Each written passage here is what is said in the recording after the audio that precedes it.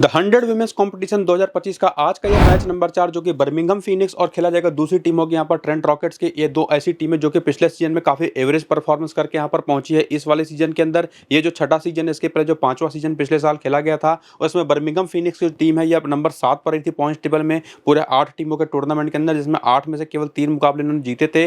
वहीं पर Trent rockets की बात करें तो इनकी परफॉर्मेंस थोड़ी सी बेटर थी, 8 में से 4 मुकाबले जीत करके पॉइंट्स टेबल में नंबर 5 पर थी। लेकिन दोनों ही टीम अगर मैं बात करूं तो बिल्कुल भी बहुत अच्छा परफॉर्म करके पिछले सीजन से यहां पर आई है नहीं। लेकिन इस सीजन के अंदर जो दोनों टीमों का स्क्वाड है उसमें जो प्लेइंग 11 और बैटिंग ऑर्डर बनता दिखाई पड़ रहा है वो कितना स्ट्रांग है या कितना वीक है उसको समझने के साथ साथ उसके पहले हम पिच रिपोर्ट को भी देखेंगे, चूंकि पिच रिपोर्ट यहां पर काफी अच्छा आपको एक आइडिया देगा कि किस तरीके के बॉलर्स और बैटर्स आपकी टीम में होने चाहिए। और उसके बाद सभी प्लेयर्स के डिटेल स्टैट्स, जिसमें स्मॉल लीग की हम यहाँ पर काफी हद तक पिक करने की कोशिश करेंगे टीम कि कौन से प्लेयर बेस्ट होंगे, ग्रैंड लीग के लिए कौन से डिफरेंशियल ऑप्शन यहाँ पर बनेंगे, तो स्मॉल लीग हो या ग्रैंड लीग की टीम बनाना, वो सब कुछ आप इस वीडियो को देख करके पूरा शुरू से अंत तक सीख पाएंगे। और जैसा मैंने आपको बताया कि ये मैच नंबर 4 जो कि एजबेस्टन बर्मिंघम के मैदान पर 8 अगस्त को भारत के समय के हिसाब से तो शाम को 7:30 बजे से, लेकिन वहां की लोकल टाइम के हिसाब से दोपहर को या शाम को 3 बजे से स्टार्ट होगा। यानी कि पूरी तरह से दिन का T20 मैच या द 100 मैच जो कि 100 गेंदों का खेला जाता है। इस पर जो पिछले 6 मैचेस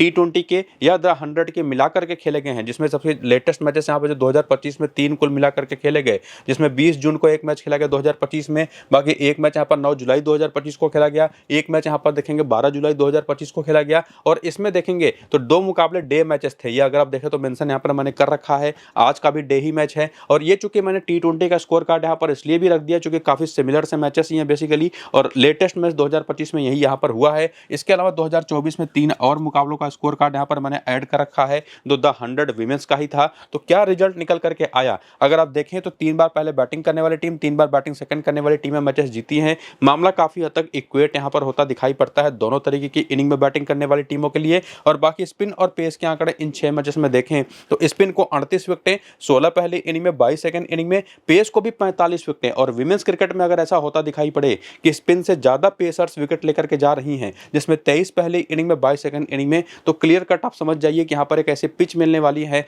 जहां पर अच्छा पेस होगा, अच्छा बाउंस होगा थ्रू आउट द मैच, जो कि आप देख भी पा रहे हैं दोनों इनिंग्स में विकेटें मिल रही हैं। और सेकंड इनिंग में तो वही पेस और बाउंस, और खास करके बाउंस का मदद स्पिनर्स को भी हैवीली मिलता है। तो सेकंड इनिंग में बैटिंग करना कंपैरेटिवली, भले ही रिजल्ट्स काफी सिमिलर से हों, लेकिन सेकंड इनिंग में बैटिंग करना शायद यहां पर उतना आसान हो नहीं। लेकिन उसमें एक और फैक्टर आएगा कि आसमान पर बादल रहेंगे या नहीं, उसका अपडेट तो आपको टॉस के ही बाद मिल पाएगा। बाकी स्कोर कार्ड अगर आप देखने की कोशिश करें, जो T20 पहला मैच यहां पर 2025 में खेला गया था, यहां पर देखें तो 172 के जवाब में 147 का स्कोर बना, यानी कि चेज हो नहीं पाया। जबकि अगर आप देखें तो पावर प्ले में शुरुआत दोनों टीमों की बहुत अच्छी रही थी, 50 के ऊपर का स्कोर 6 ओवर के अंदर। और यहां पर देखेंगे तो 139 के जवाब में स्कोर को चेज करते 140 रन बने 6 विकेट के नुकसान पर। जहां पर सबसे बड़ा नतीजा जो पहली इनिंग का पावर प्ले था, जहां पर 41 के स्कोर पर 3 विकेटें गिर गई थी, उसी ने तय कर दिया था। हालांकि सेकंड इनिंग के पावर प्ले में भी 2 विकेटें गिरी थी। ये जनरली ऐसा होता तभी है जब आसमान पर बादल होते हैं, क्योंकि तब तो पिच से जो पेस और बाउंस मिलेगा वो तो मिलेगा ही, लेकिन जब आसमान में बादल होंगे, ओवरकास्ट कंडीशन होगी, तो गेंद मूवमेंट भी करना शुरू कर देती है। और सिमिलरली एक और मैच यहां पर देखें तो 167 का स्कोर चेज यहां पर कर दिया गया था इंडिया की विमेंस टीम के खिलाफ। इंग्लैंड की टीम के द्वारा 5 विकेट से मैच को जीता गया था, जहां पर सेकंड इनिंग में कंडीशंस काफी बेहतर हो गई थी, आसमान पर जो बादल थे पहली इनिंग के अंदर, उसके बाद इसी वजह से सेकंड इनिंग में बैटिंग करना आसान हो गया। तो जो आप यहां पर रिजल्ट्स देख रहे हैं, जो स्पिन और पेस के आंकड़े देख रहे हैं, और उसमें भी अगर आप पिछले लेटेस्ट 3 T20 मैचेस के अगर आप रिजल्ट्स को निकाल करके देखें, जो एक ही फैक्टर यहां पर निकल करके आएगा, अगर आसमान पर बादल होंगे तो कोई भी टीम पहले फील्डिंग करना पसंद करेगी, नहीं होंगे, धूप निकली होगी पूरे दिन, तो कोई भी टीम पहले बैटिंग करना पसंद करेगी। और बाकी अगर आप देखें तो द 100 के भी पिछले साल के जो पिछले 3 मुकाबले खेले गए थे, यहां पर भी अगर आप पावर प्ले के स्कोर खाली देख लीजिए, 19 पर 3, 23 पर 2, 24 पर 1, 37 पर 3, 25 पर 3, 13 पर 2, यानी कि लगातार विकेटें यहां पर पावर प्ले में गिरी हैं। और जनरली इस सीजन में अगस्त के महीने में ना आसमान पर बादल बने भी रहते हैं दोनों इनिंग्स के दौरान, और खास करके इस मैदान पर जहां पर लाल मिट्टी की पिच होती है, अच्छा पेस बाउंस और मूवमेंट जो गेंद का होगा वो बल्लेबाजों को उतने आसानी से रहने नहीं देगा पिच पर पावर प्ले के शुरुआती 6 ओवर में नई गेंद से। तो वही चीज आप यहां पर देख पाएंगे। तो सब कुछ डिपेंड करेगा जो ताजा अपडेट्स होंगे टॉस के बाद के, उसके ऊपर। तो वो जो अपडेट्स होंगे वेदर को लेकर के और पिच को लेकर के, वो आपको मैं टेलीग्राम और व्हाट्सएप पर बताने की कोशिश करूंगा, अगर मिलेगा तो, क्योंकि जनरली मिलता नहीं। तो मिलेगा अपडेट तो आपको मैं टेलीग्राम और व्हाट्सएप पर बता दूंगा। और उसमें पिच के बारे में आपको ज्यादा जानने की जरूरत नहीं है, वेदर फोरकास्ट ही सबसे जरूरी चीज होगी, जो कि आपको मैं क्लियर कट बता दूंगा अपने टेलीग्राम पर। और उसके बेसिस पर जो फाइनल टीम बने बनेगी, वो भी आपको मैं टेलीग्राम और व्हाट्सअप चैनल पर ही दूंगा, तो दोनों को जाकर के ज्वाइन करिए। लिंक इनका इसी वीडियो के डिस्क्रिप्शन में और कमेंट बॉक्स में जो पिन किया हुआ कमेंट है वहां पर देखने को मिल जाएगा। तो जल्दी से जाकर के लिंक्स को क्लिक करके टेलीग्राम और व्हाट्सअप को ज्वाइन कर लीजिए। और फिलहाल देखिए प्लेइंग 11 और बैटिंग ऑर्डर बर्मिंघम फीनिक्स की टीम का, जिनकी सबसे बड़ी फेस अगर आप देखें तो एलिस पेरी जैसे खिलाड़ी जो इनके कप्तान भी हैं, जो कि right handed batter, right arm fast medium bowler और साथ ही साथ नंबर 3 पर बैटिंग तो करेंगे ही। जॉर्जिया वॉल और एमा लैम्ब आपको ओपन करते दिखाई पड़ेंगी। स्टेयर कैलिस, इसके बाद एमी जोन्स, इसके बाद एलिसा लिस्टर, एमिली अर्लॉट जो अभी इंग्लैंड के लिए रेगुलर बेसिस पर वनडे और टी20 में खेल रही हैं। मिली टेलर एक लेफ्ट आर्म ऑर्थोडॉक्स बॉलर हैं। Hannah Baker leg spin bowler हैं। Mary Taylor right arm fast medium bowler और Megan Schutt legendary bowler, Australia की तेज गेंदबाज जो कि इस प्लेइंग 11 में आपको खेलते दिखाई पड़ेंगी। एमिली अर्लॉट और एलिस पेरी के साथ इस बॉलिंग कॉम्बिनेशन को बहुत ही स्ट्रॉन्ग करते दिखाई पड़ेंगे, जिसमें कुछ लोकल डोमेस्टिक प्लेयर्स भी हैं काफी टैलेंटेड, जिनके बारे में आगे हम बात करेंगे। बाकी बेंच भी देखें तो जॉर्जिया बॉयस है, मैरी कैली है, बेथन एलिस है, फीब ब्रेट हैं जो कि एक ऑफ स्पिन बॉलर हैं, और पावर प्ले डेथ ओवर की बॉलिंग जो बॉलर्स करते दिखाई पड़ेंगे उनके नाम भी आप देख सकते हैं, जो कि पूरे 4 ओवर भी करके देंगी। तो ये अपडेट यहाँ से आपने ले लिया। इसके बाद द 100 फॉर्मेट की हम बात कर रहे हैं, तो इस तरीके के फॉर्मेट में करियर चला कैसा है एक्चुअली इन सभी विमेंस क्रिकेटर्स का जो बर्मिंघम फीनिक्स खेल रही है, अगर आप उसको देखने की कोशिश करें तो एमा लैम्ब ने 24 100 मैचेस खेले हैं, 383 रन बनाए हैं, 16 का एवरेज है, 5 विकेट हैं, तो नंबर तो बहुत अच्छे है नहीं। जॉर्जिया वॉल तो पहली बार खेलेंगी। एलिस पेरी के आंकड़े कमाल के हैं, 14 मैच में 337 रन, 31 का एवरेज और 8 विकेट। और वहीं पर स्टेयर कैलिस के आंकड़े भी काफी शानदार रहे हैं, 13 मैच में 284 रन, 28 का एवरेज। और वहीं पर एमी जोन्स जिस नंबर पर बैटिंग करने आती हैं उस कंडीशन में अगर आप देखें तो काफी बेहतर नंबर है, 25 का बैटिंग एवरेज, जो कि नंबर 5 नंबर 6 पर आकर के बैटिंग करती हैं, वहां पर भी अगर इतने रन इन्होंने बना रखे हैं तो निश्चित तौर पर वो काफी बेहतर प्लेयर इनको बनाता है। बाकी एमिली अर्लॉट जो कि एलिसा लिस्टर तो खेली नहीं, इनके ऑलराउंड परफॉर्मेंसेस होते हैं जनरली, हालांकि बहुत नीचे बैटिंग करती है तो ज्यादा रन देखने को नहीं मिलेंगे, लेकिन बैटिंग ये कर सकती हैं। 28 में जो 33 विकेट ले चुकी हैं। और वहीं पर अगर आप बाकी खिलाड़ियों की बात करें तो मेरी टेलर पहली बार खेलेंगी। हैना बेकर के 21 मैच में 13 विकेट हैं, लेकिन जो मैरी टेलर है right arm fast medium bowler, 2 match में इनके 3 विकेट हैं। मेगन सूट के 6 मैच में 5 ही विकेट है, लेकिन स्टिल इनको आप इग्नोर कतई नहीं कर सकते। और उसके बाद यहाँ पर जॉर्जिया बॉयज के 3 मैच में 37 रन है, बाकी जो बेंच के 3 और प्लेयर्स हैं वो अभी तक खेलती दिखाई नहीं पड़ी हैं इस फॉर्मेट में। तो अगर आप करियर के ग्राफ को भी देखें तो 6 प्लेयर यहाँ पर काफी बेहतर दिखाई पड़ती हैं, जो अपने नंबर्स के बेसिस पर काफी शानदार ऑप्शन के तौर पर हमारी स्मॉल लीग की टीम में आ सकते हैं। लेकिन एक्चुअली जब आप इन प्लेयर्स का रिसेंट फॉर्म देखने जाएं और उसमें भी जब अपनी फैंटेसी की टीम बनाते हो, अपने प्लेयर पिक करने जाएंगे, सबसे पहले वहां पे आप क्या देखेंगे कि लोगों ने किसको पसंद किया है अपनी टीम में ले जाने के लिए। एमा लैम्ब लगभग सभी की टीम में है, जॉर्जिया वॉल लगभग सभी की टीम में है, एलिस पेरी, एमी जोन्स, साथ साथ एमिली अर्लॉट और मेगन सूट। तो ये कुल मिला जुला करके 6 प्लेयर सभी की टीम में आपको देखने को मिलेंगी। लेकिन उसी में आपने अभी करियर के डेटा को देखा था तो क्या समझा था कि वहां पर एमा लैम्ब के नंबर्स बहुत अच्छे नहीं थे, लेकिन वहीं पर देखा तो स्टेयर कैलिस के नंबर्स अच्छे थे, जिनको लोगों ने पिक नहीं किया है। लेकिन वहीं पर अगर आप आगे बढ़ते हुए देखेंगे तो एमिली अर्लॉट निश्चित तौर पर बेस्ट ऑप्शन है, मेगन सूट बेस्ट ऑप्शन है, मैरी टेलर भी एक नाम दिखाई पड़ी थी, जिनके छोटे से करियर में भी उन्होंने काफी ठीक ठाक सफलता निकाली है, हालांकि वो सैंपल साइज काफी छोटा था। लेकिन स्टेयर कैलिस और मैरी टेलर कंफर्म है कि एक बढ़िया डिफरेंशियल ऑप्शन के तौर पर करियर नंबर्स को देख करके ही पता चलता है ये 2 अच्छी ऑप्शन बन सकती हैं। और उसी में जैसा कि आपने देखा था कि एमा लैम्ब के आंकड़े तो अच्छे नहीं थे, बहुत ही खराब आंकड़े थे बेसिकली,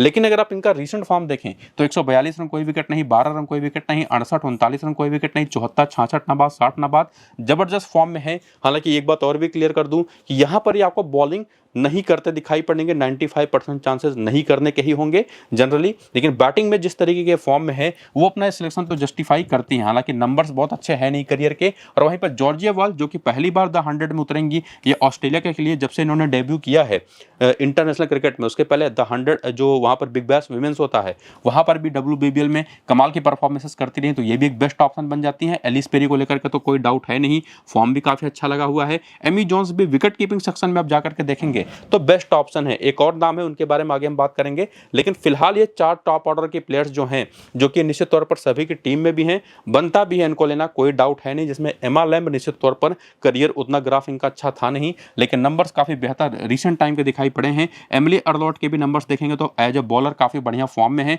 मेगन सूट को लेकर के कोई डाउट आपको दिमाग में रखना भी नहीं चाहिए, हालांकि नंबर्स भी रिसेंट फॉर्म के काफी अच्छे हैं। तो एक्चुअली देखें ना, तो जिनको सभी ने लिया है वो बनता भी है। 6 की 6 प्लेयर वो हैं जो जस्टिफाई करती हैं अपना सिलेक्शन स्मॉल लीग के लिए। लेकिन उसी में जैसा मैंने आपको कहा था कि स्टेयर कैलिस जिनके करियर के आंकड़े काफी ठीक ठाक थे अगर आप पीछे जाकर के देखें द 100 में, लेकिन अगर आप इनका रिसेंट फॉर्म देखें तो यहाँ पर एक 45 की पारी है, यहाँ पर एक 51 की पारी, तो बहुत बेहतर है नहीं।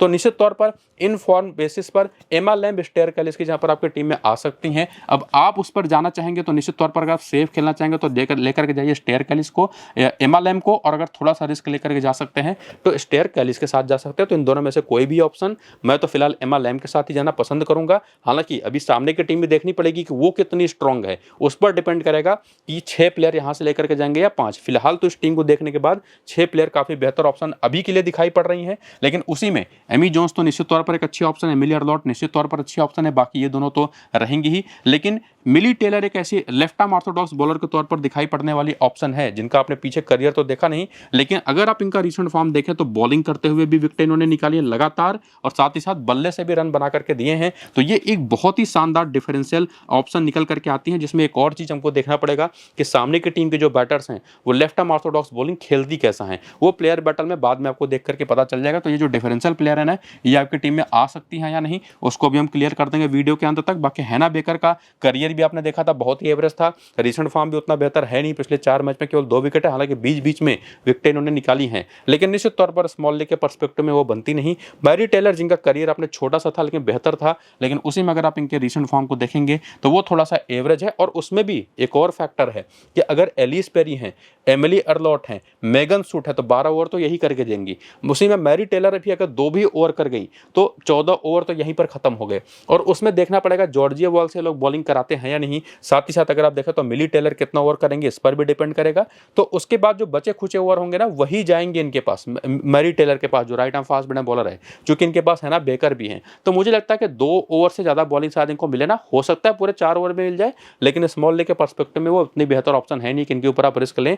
ग्रैंड लीग की टीमों में आप जरूर इनको भी ट्राई कर सकते हैं, रोटेट कर सकते हैं, ना सिर्फ इनको बल्कि जैसा मैंने आपको कहा कि हैना बेकर को, वो भी सेकंड इनिंग की बॉलिंग में ध्यान रखिएगा, जैसा कि आपने पिच रिपोर्ट में देखा था सेकंड इनिंग में स्पिनर्स का रोल होता है। तो ये 2 बहुत ही अच्छी ग्रैंड लीग के प्लेयर्स हैं, इवन मिली टेलर भी, जिनको आप स्मॉल लीग में बेजे डिफरेंशियल प्लेयर लेकर के आ सकते हैं, जिसमें कुछ कंडीशन से आगे हम देखेंगे उसको। बाकी नीचे बेंच के जो प्लेयर्स है उतने बेहतर ऑप्शन है नहीं, जिनके फॉर्म उतने अच्छा आपको देखने को मिलेंगे नहीं, स्मॉल लीग के पर्सपेक्टिव की बात कर रहा हूं। इसके बाद हेड टू हेड में आंकड़े भी देख करके कुछ चीजें क्लियर करने की कोशिश करें तो एमा लैम के हेड टू हेड में 4 मैच में केवल 57 रन है, केवल 46 का हाईएस्ट स्कोर है, कोई विकेट नहीं है। वहीं पर स्टेयर कैलिस के देखें तो 3 मैच में 102 रन है। तो निश्चित तौर पर इन्हीं दोनों को लेकर के आपको फैसला करना पड़ेगा कि आप किसके साथ जाएं। नंबर्स में तो स्टेयर कैलिस चाहे वो करियर के हो चाहे वो हेड टू हेड के हो, उसमें निश्चित तौर पर आगे निकल जाती हैं, लेकिन एमा लैम अपने रिसेंट फॉर्म के बेसिस पर आगे निकल जाती हैं। तो डिपेंड करेगा आप किसको ट्राई करना चाहेंगे। जैसा मैं आपको ऑलरेडी बता चुका हूं कि एमा लैम एक सेफ ऑप्शन होंगी, स्टेयर कैलिस थोड़ी सी रिस्की ऑप्शन होंगी, तो आप इनको निश्चित तौर पर ट्राई कर सकते हैं अपने हिसाब से। बाकी जॉर्जिया वॉल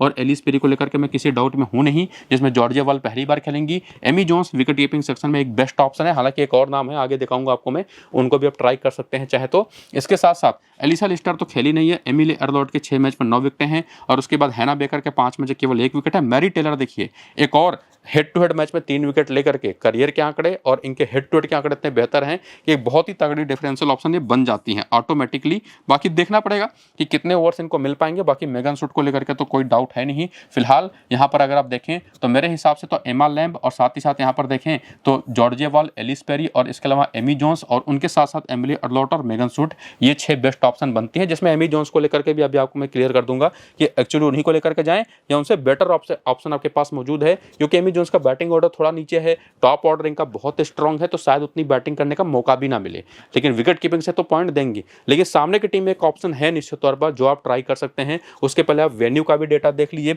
और उसको देखने अगर आप आएंगे तो यहाँ पर एमा लैम्ब के 3 मैच में 60 रन है केवल, लेकिन यहीं पर स्टेयर कैलिस के देख लीजिए 15 मैच में 344 रन है। तो रिसेंट फॉर्म को छोड़ करके बाकी सभी आंकड़ों में स्टेयर कैलिस काफी आगे निकलती दिखाई पड़ रही हैं। तो डिपेंड वही जैसे मैंने आपको कहा कि आप जिसको भी चाहे पिक कर सकते हैं। बाकी एमी जोन्स के आंकड़े इस मैदान पर तो बहुत अच्छे हैं, और ध्यान रखिएगा ये इनका होम ग्राउंड है, तो निश्चित तौर पर ये भी एक एडवांटेज है। रन्स भी इन्होंने यहाँ पर बना रखे हैं, एलिसा लिस्टर ने भी यहाँ पर 1 मैच में 39 रन बना रखे हैं, एमिली अर्लॉट के 22 मैच में 28 विकेट हैं, और यहाँ पर तो मिली टेलर कमाल करते दिखाई पड़ी है, 7 मैच 12 विकेट लेकर के, और उसमें भी स्पेसिफिकली सेकेंड इनिंग की बॉलिंग जहाँ पर हर 10वीं गेंद पर इनको 1 विकेट मिला है। टोटल 10 विकेट इन्होंने निकाली हैं। हालांकि पहली इनिंग की बॉलिंग भी बेहतर रही है, लेकिन जैसा मैंने आपको पिच रिपोर्ट में भी बताया था कि सेकंड इनिंग में स्पिनर्स यहाँ पर हैविली गेम में आती हैं, तो वहां पर इनका रोल काफी बढ़िया बन जाता है। और मैरी टेलर ने यहाँ पर 1 मैच खेला, 31 रन बनाए, कोई विकेट नहीं, लेकिन मेगन सूट ने यहाँ पर 6 मैच में 10 विकेट ली हैं। और इवन बेथन एलिस ये भी यहाँ पर 1 मैच खेल करके 4 विकेट ले चुके हैं, उन पर उतना ध्यान देने की जरूरत नहीं है। लेकिन मेगन सूट निश्चित तौर पर, एमिली अर्लॉट निश्चित तौर पर, और यहाँ पर एलिस पेरी, जॉर्जिया वॉल, ये प्लेयर्स तो निश्चित तौर पर हमारी पक्की एक फिक्स ऑप्शन है। बाकी मैं तो एमा लैम्ब को लेकर के जाऊंगा, आप चाहें तो स्टेयर कैलिस के साथ जा सकते हैं। और बाकी एमी जोन्स का भी हम फैसला कर लेंगे आगे चल करके। मैरी टेलर का आप देख ही पा रहे होंगे हेड टू हेड, और साथ ही साथ करियर काफ़ी बेहतर था। और यहाँ पर Millie Taylor left arm orthodox bowler इस मैदान पर काफ़ी कमाल करते दिखाई पड़ी हैं। तो कुछ बहुत ही अच्छे डिफरेंशियल ऑप्शंस आपको यहाँ पर मिल गए। बाकी इनकी बैटिंग ऑर्डर जो है, यानी कि जो बर्मिंघम फिनिक्स टीम है वो कैसा खेलती है सामने वाली टीम की बॉलिंग ऑप्शंस को या उस टाइप ऑफ बॉलिंग को, तो एमएलएम जो है वो कर्स्टी गॉर्डन के 32 गेंद पर 31 रन बना करके 3 बार आउट हो चुके हैं। हेदर ग्राहम पर 2 बार आउट हो चुके हैं 7 गेंद पर 5 रन बना करके। और लेफ्ट आर्म ऑर्थोडॉक्स बॉलिंग सबसे खराब खेलते हैं, 7 बार आउट हो चुकी हैं। तो ये 3 इनके सामने प्रॉपर थ्रेट्स हैं। और बाकी जॉर्जिया वॉल की बात करें तो ये भी हेदर ग्राहम पर 2 बार एलाना किंग पर, हालांकि एलाना किंग को बढ़िया खेला है, एशले गार्डनर को भी बढ़िया खेला है। और आपको मैं ये भी बता दूं कि ओवरऑल स्पिन ये ठीक ठाक खेल जाती हैं, लेकिन ओवरऑल अगर आप लेग स्पिन पर आंकड़े देखें तो 216 गेंद पर 268 रन बना करके 13 बार आउट हुई हैं। 20 के ऊपर का एवरेज है, जो कि मैं तो कहूँगा मोर देन इनफ है विमेंस क्रिकेट में। तो ओवरऑल स्पिन बहुत अच्छा खेलती है, इसी वजह से इनको मैं सीधे सीधे पिक भी कर रहा था। बाकी स्टेयर के लिए सोफी मॉरिस पर आउट हो चुकी है 13 गेंद पर 15 रन बना करके एक बार। बाकी एलिस पेरी, एलेक्स्टा स्टोन हाउस पर आउट हो चुके हैं एक बार। और बाकी लोगों के आंकड़े खिलाफ देखें ना तो बहुत जबरदस्त हैं, आउट हुई हैं बाकी बॉलर्स पर भी, लेकिन अच्छे खासे रन बना करके केवल एलेक्सा स्टोन हाउस ने इनको एक बार सस्ते में आउट कर रखा, जो कि एक left arm fast medium bowler हैं। इसके बाद यहाँ पर एमी जोन्स हैं, यहाँ पर एलिसा लिस्टर हैं, जो कि लेफ्ट आर्म ऑर्थोडॉक्स बॉलिंग पर फंसती हैं। इवन ओवरऑल स्पिन बहुत खराब खेलती हैं। हेदर ग्राहम पर थोड़ा बहुत ठीक ठाक खेल गई हैं। बाकी चाहे लेग स्पिन हो, चाहे ऑफ स्पिन हो, चाहे लेफ्ट आर्म ऑर्थोडॉक्स बॉलर हो, सभी पर आंकड़े खराब है। बाकी एमी जोन्स भी लेग स्पिन पर थोड़ा सा पुअर हैं। और बाकी इंडिविजुअली जो बॉलर्स हैं इनको जो बॉलिंग करते दिखाई पड़ी हैं उसमें किसी के खिलाफ एक कमजोर पड़ते दिखाई पड़ी हैं, तो है नेटली सिवर ब्रंट। बाकी लोगों को काफ़ी बेहतर ये खेल गई हैं। तो ये तो आपने वीकनेसेस देख ली और पूरी स्ट्रेंथ चेक कर ली आंकड़ों के साथ बर्मिंघम फिनिक्स की तरफ से, जिनकी तरफ से 6 प्लेयर तो बनती हैं हमारी टीम में आना। इवन और भी कुछ डिफेंसिव नाम हमको मिल रही थी, यानी कि 6ठी 7वीं 8वीं ऑप्शन भी हमको मिल रही थी कि टीम में हम उनको लेके जा सकें। मतलब टीम तो काफ़ी बेहतर है, ये समझ में आता है। लेकिन जब दूसरी टीम की तरफ चलें, जो जिसका नाम है अगर आप देखें ट्रेंट रॉकेट्स, जिनके पास ब्रायन स्मिथ है, एक हार्ड हिटर जो शुरुआत में तेजी से रन बनाने के लिए जानी जाती हैं। ग्रेस स्क्रीवेंस के साथ आपको प्रोबेबली ओपन करते दिखाई पड़ सकती हैं। उसके बाद है नेटली रैथ, और नेटली रैथ की बात करें ना तो कभी कभी नंबर 3 पर भी बैटिंग कर जाती हैं, कभी कभी इनको लोअर ऑर्डर में भी भेज दिया जाता है। और जब ये लोअर ऑर्डर में आएंगी तो नेटली सिवर नंबर 3 पर, एस्ले गार्डनर नंबर 4 पर, हेदर ग्राहम नंबर 5 पर, और तब ये नंबर 6 पर आ जाएंगे। इसके बाद एमा जोन्स भी इनके पास है, जो अच्छी खासी बैटिंग करेंगे, साथ साथ बॉलिंग कर लेती हैं। बाकी एलाना किंग है, Grace Thomson off spin bowler, Alexa Stonehouse left arm fast medium, और Kirstie Gordon left arm orthodox bowler. और सामने की टीम में ऐसे बैटर्स हैं जो चाहे वो लेफ्ट आर्म ऑर्थोडॉक्स बॉलर हो, चाहे लेग स्पिन बॉलर, उसके खिलाफ कमजोर पड़ती हैं। और ये दोनों ही बहुत ही शानदार बॉलर्स हैं। और उसके साथ साथ इनके पास ऑलराउंडर्स की तो भरमार है, चाहे नेटली सिवर, हालांकि नेटली सिवर बॉलिंग करेंगी कि नहीं करेंगी ये हमको टॉस की बात पता चलेगा, वहां पर आपको मैं बता दूंगा। बाकी इनके बेंच को देख लीजिए, इनके power play death over bowlers का नाम देख लीजिए जो पूरे 4 ओवर करेंगी। ओवरऑल भरपूर ऑलराउंडर्स भरी पड़ी हैं, क्योंकि ग्रेस स्क्रीवन भी बॉलिंग करती हैं ऑफ स्पिन, हालांकि यहाँ पर मुझे नहीं लगता करेंगी, लेकिन एस्ले गार्डनर, हेदर ग्राहम, एमा जोन्स, ये 3 जबरदस्त ऑलराउंडर्स। और उसके बाद टॉप और बेहतरीन बॉलर्स जिसमें एलाना किंग और कर्स्टी गॉर्डन है, एलेक्सा स्टोन हाउस और ग्रेस थॉमसन जैसी लोकल बॉलर्स हैं, तो वो भी काफ़ी बड़ा रोल प्ले कर सकती हैं। बाकी करियर का भी आंकड़ा अगर आप चाहें तो वो भी देख सकते हैं, जिसके बेसिस पर आप समझें तो ब्रायन स्मिथ में आंकड़े तो काफ़ी एवरेज है, 30 मैच में केवल 583 रन है। वहीं पर ग्रेस स्क्रीवेंस के नंबर थोड़े से बेहतर हैं, लेकिन नेटली रैथ के आंकड़ा तो बहुत ही ज़्यादा पुअर हैं। लेकिन जैसा कि एक्सपेक्टेड है कि नेटली सिवर ब्रंट हो गई, एस्ले गार्डनर हो गई, और साथ ही साथ हेदर ग्राहम हो गई, जिसमें नंबर्स को देखने की भी जरूरत नहीं है। ये तीनों प्लेयर्स तो ऑटोमेटिकली आपकी टीम में आ जाएंगी। इवन कप्तान और उस कप्तान की यही 3 बेस्ट ऑप्शन भी हैं टीम की तरफ से, तो नंबर्स भी काफ़ी अच्छे हैं। एलाना किंग को भी आप मिस नहीं कर सकते, हालांकि नंबर्स बहुत ज़्यादा अच्छे नहीं हैं। लेकिन एलेक्सा स्टोन हाउस की बात करें तो 13 मैच में 8 विकेटें हैं, कर्स्टी गॉर्डन के 30 मैच में 30 विकेटें हैं। तो करियर के आंकड़े देख करके ना सीधे सीधे 5 प्लेयर तो हमको टीम में मिली जा रही हैं, जिसमें टॉप ऑर्डर से थोड़ा सा डाउटफुल ऑप्शंस हैं, जैसे ग्रेस स्क्रीवन हो गई, ब्रायन स्मिथ हो गई, दोनों में से किसी को भी ट्राई कर सकते हैं। ब्रायन स्मिथ एक काफ़ी अच्छी ऑप्शन जरूर है, जो बहुत अच्छी हार्ड हिटिंग कर लेती हैं, तो निश्चित तौर पर थोड़ा सा ये टीम डाउन तो दिखाई पड़ रही है सामने की टीम के कंपैरिजन में। लेकिन जब आप रीसेंट फॉर्म देखने आते हैं और साथ ही साथ अपनी फैंटेसी की टीम बनाते टाइम पर प्लेयर पिक करने जाएंगे तो क्या देखेंगे कि नेटली सिवर सभी की टीम में, और जैसा मैंने आपको बताया कि इन तीनों प्लेयरों को लेकर के कोई डाउट होना भी नहीं चाहिए और किसी को होगा भी नहीं। एलाना किंग के साथ ये तीनों ऑलराउंडर सभी के टीम में है। एलेक्सा स्टोन हाउस को काफी सारे लोगों ने टीम में पिक कर रखा है, जिनका फॉर्म अगर आप देखें ना तो बहुत ही ज्यादा इनकंसिस्टेंट है। लिया है तो 2 विकेट 4 विकेट, वरना लगातार 3-3 मैचेस में विकेटलेस। पीछे करियर भी आपने देखा था बहुत ही एवरेज था। प्लेयर बैटल में भी आपने देखा था कि केवल एक ऐसी खिलाड़ी थी सामने की टीम में, एलिस पेरी, जिनके खिलाफ इनके नंबर्स बेहतर हैं। बाकी किसी के भी खिलाफ ज्यादा आपको एक्टिव दिखाई नहीं पड़ी है। लेकिन अगर पहली इनिंग की बॉलिंग होगी तो वहां पर आप डिफरेंशियल बॉलर के तौर पर ट्राई कर सकते हैं। तो इनकी जहां पर आपके पास एक कर्स्टी गॉर्डन का ऑप्शन है, देखिए ये जो पांचों प्लेयर्स हैं ना, ये जो टॉप सिलेक्शन वाली प्लेयर्स है उसमें लेक्स्टा स्टोन हाउस का तो निश्चित तौर पर सिलेक्शन वो जस्टिफाई होता हुआ मुझे दिखाई नहीं पड़ता। हालांकि अगर आप सेफ खेलना चाहते हैं तो बिल्कुल जाइए उनके साथ, वरना मेरे पास कर्स्टी गॉर्डन का बेटर ऑप्शन मौजूद है, जिनके नंबर्स तो रिसेंट फॉर्म के अच्छे नहीं है लेकिन करियर भी बेहतर था। सामने की टीम की जो बैटिंग लाइन है वो स्पिन अच्छा खेलती भी नहीं, तो निश्चित तौर पर कर्स्टी गॉर्डन मेरे हिसाब से ज़्यादा बेटर पिक हैं, तो मैं इनके साथ जाना पसंद करूंगा। इसके साथ साथ यहाँ पर ग्रेस थॉमसन के नंबर्स आप देख सकते हैं उतने अच्छे हैं नहीं, स्मॉल लीग के पर्सपेक्टिव में बनती भी नहीं आना, क्योंकि इसी टीम में एस्ले गार्डनर भी हैं जो कि यहाँ पर मैंने गलती से लिख दिया right arm medium pacer, actually हैं ऑफ स्पिन बॉलर। तो ऑफ स्पिन के तौर पर यही आपको 4 ओवर करते दिखाई पड़ेंगी, तो मुझे लगता नहीं कि ग्रेस थॉमसन को उतने ओवर्स मिलेंगे। तो यहाँ पर चाहे नैटली सीवर हो, चाहे वो एस्ले गार्डनर हो, चाहे हेदर ग्राहम हो और साथ ही साथ कर्स्टी गॉर्डन हो,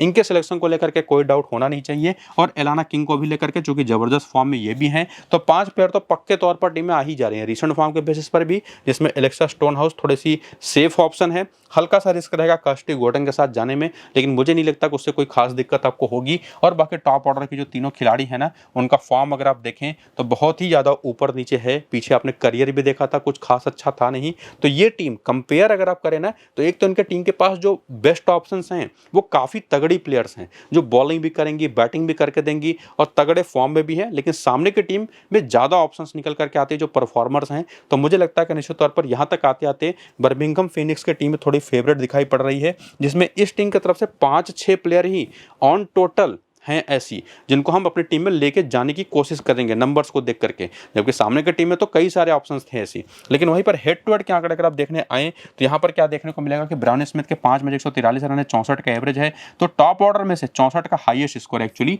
तो अगर आप देखें टॉप ऑर्डर में से, तो ब्राउन स्मिथ एक अच्छी ऑप्शन निकल करके आती है, जिनको एक डिफरेंशियल प्लेयर के तौर पर रिस्क लेकर के आप ट्राई कर सकते हैं। बाकी नटली सीवर हो गए, एस्ले गार्डनर हो गई, हेदर ग्राहम के नंबर्स भी ठीक ठाक हैं, इनको लेकर के डाउट बनना भी नहीं चाहिए। एलाना किंग को लेकर के भी मैं वही कहूँगा। Kirsty Gordon, Alexa Stonehouse दोनों के 3-3 मैचेस में एक विकेट है, जिसमें से मैं कर्स्टी गॉर्डन को प्रेफर करूंगा। तो 5 से 6 प्लेयर ही इस टीम की तरफ से आपकी टीम में आती बनती दिखाई पड़ रही हैं। उसमें भी अगर आप छठे प्लेयर की तरफ जाएंगे तो रिस्क बहुत बड़ा है, वो भी ध्यान रखने वाली बात है। और उसके बाद आकर के वेन्यू के नंबर्स देखने की कोशिश करें तो यहाँ पर देखेंगे ब्राउन स्मिथ के इस मैदान पर आंकड़े बहुत एवरेज हैं। इवन टॉप ऑर्डर के तीनों खिलाड़ी में नेटली रहते यहाँ पर बेहतर दिखाई पड़ती हैं, जिनको मैं स्मॉल लीग में तो बिल्कुल भी सजेस्ट नहीं करूंगा। लेकिन नेटली सीवर हो गए, एस्ले गार्डनर हो गई, हेदर ग्राहम हो गई, इनको लेकर के कोई डाउट है ही नहीं। थोड़ा बहुत रिस्क लेकर के एमा जोन्स एक बहुत बढ़िया ऑप्शन है, लेकिन एलाना किंग तो एक सेफेस्ट ऑप्शन बनेगी। कर्स्टी गॉर्डन के 10 मैच में 11 विकेट हैं, ये भी एक सेफेस्ट ऑप्शन है। तो 5 ही प्लेयर मिला जुला करके हैं, वरना छठे प्लेयर की तरफ आप जाएंगे तो रिस्क काफ़ी बड़ा है, वो चीज़ आपको ध्यान में रखनी है। वरना आप चाहें तो एलेक्सा स्टोन हाउस भी एक ऑप्शन है, जो थोड़ी सी सेफ्टी प्रोवाइड आपको करवाएंगे पहली इनिंग की बॉलिंग में, ये चीज़ ध्यान में रखिएगा केवल।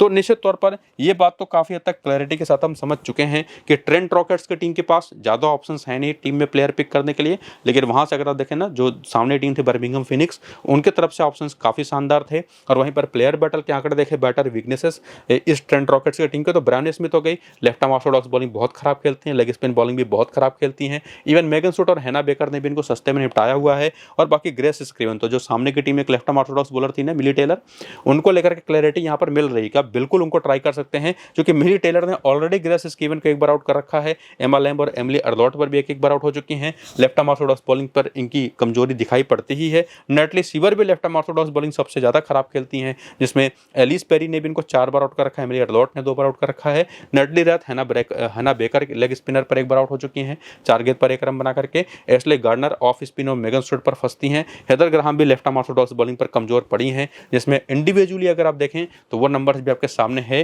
तो यहाँ तक क्लियरिटी हमको मिल चुकी है कि बर्मिंघम फीनिक्स की टीम फेवरेट है, और निश्चित तौर पर ज़्यादातर प्लेयर्स वहीं से आपकी टीम में आएंगी। इसमें कॉमन कप्तान है, उस कप्तान के ऑप्शन एलिस पेरी और एस्ले गार्डनर होंगी, जो बैटिंग के साथ साथ बॉलिंग भी पूरे 4 ओवर करके दे सकती है, मतलब 20 गेंदें बेसिकली। और बाकी नेटली सीवर हो गई, एमिली अर्लॉट हो गई और हेदर ग्राहम हो गई, ये 3 और ऐसे डिफरेंशियल ऑप्शंस हैं जिनको आप रोटेट कर सकते हैं अपनी ग्रैंड लीग की टीमों में कप्तान है उस कप्तान के तौर पर। और फिलहाल अभी के लिए चाहिए तो ये टीम बना करके सेव करिए स्मॉल लीग के लिए। फाइनल टीम और पिच रिपोर्ट आपको मैं वेदर फोरकास्ट के साथ आपको टेलीग्राम और व्हाट्सएप चैनल पर दूंगा टॉस के बाद। नीचे इसी वीडियो के डिस्क्रिप्शन में और पिन कमेंट में लिंक आपको मिल जाएगा टेलीग्राम और व्हाट्सएप का, तो जाकर के उसको ज्वाइन हो जाइए। बाकी वीडियो शुरू से अंत तक पूरा देख लीजिए। इस वीडियो को यहीं पर करेंगे खत्म, चलते हैं, नमस्कार।